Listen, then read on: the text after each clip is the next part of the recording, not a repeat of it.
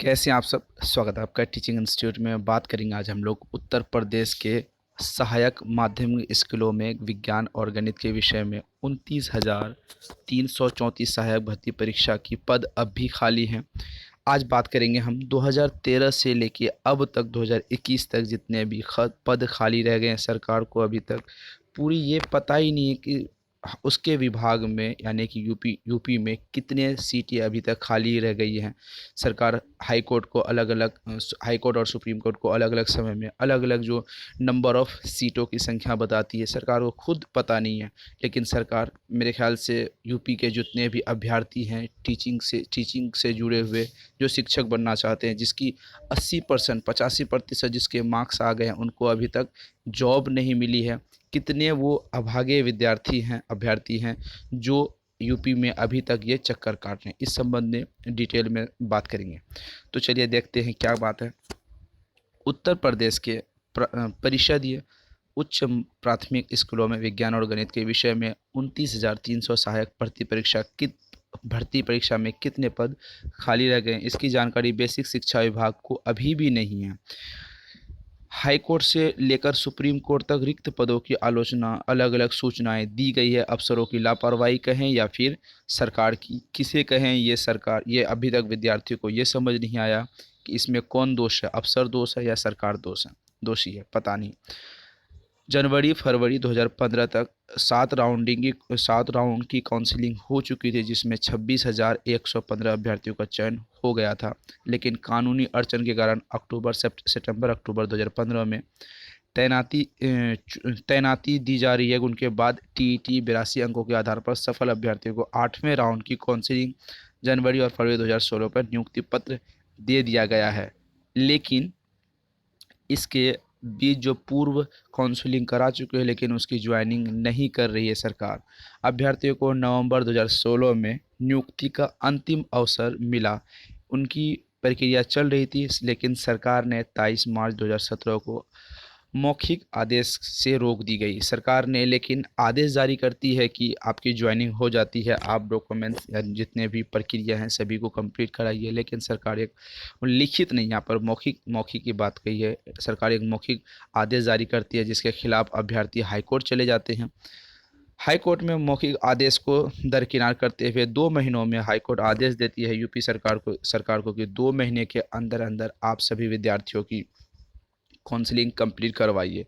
लेकिन आगे मामला अभी तक रुका नहीं है। और मैं आगे 1-2 पॉइंट आपको बता दूं। सरकार ने हाई कोर्ट से स्पेशल अपील और पुनर्विचार याचिका दायर करने की दोनों खारिज कर चुके हैं। इसके बाद अभ्यर्थियों ने अवमानना का याचिका कर दी है। इससे बचने के लिए सरकार ने मई 2019 में सुप्रीम कोर्ट में एक पीएल दायर कर चुका है।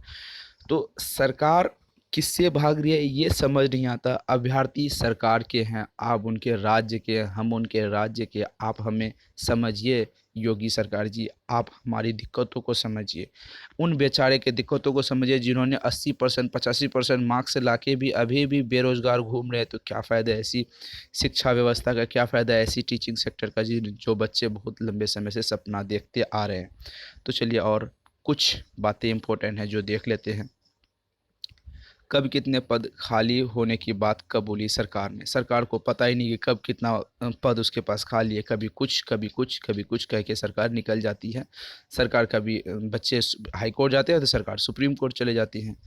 किस में क्या दिक्कत है किसी को समझ नहीं आता। बेसिक शिक्षा विभाग ने 4 सितंबर 2017 को हलफनामा दायर करके 3,219 पद खाली होने की जानकारी दी। लेकिन 20 सितंबर 2019 को जारी आदेश में सरकार ने 3,000 पद रिक्त होने की बात कही।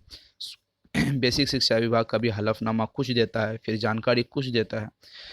राज्य सरकार ने 6 जनवरी 2020 को सुप्रीम कोर्ट में हलफनामा दायर किया, लेकिन उनमें से 1,159 पद रिक्त बताए गए हैं। कितने बताए गए? 1,159 पद रिक्त बताए गए हैं। अब एक आरटीआई सूचना के अधिकार जिसको हम जानते हैं, इसके जवाब में 36 जिलों में 3,681 पद खाली होने की बात कही गई है।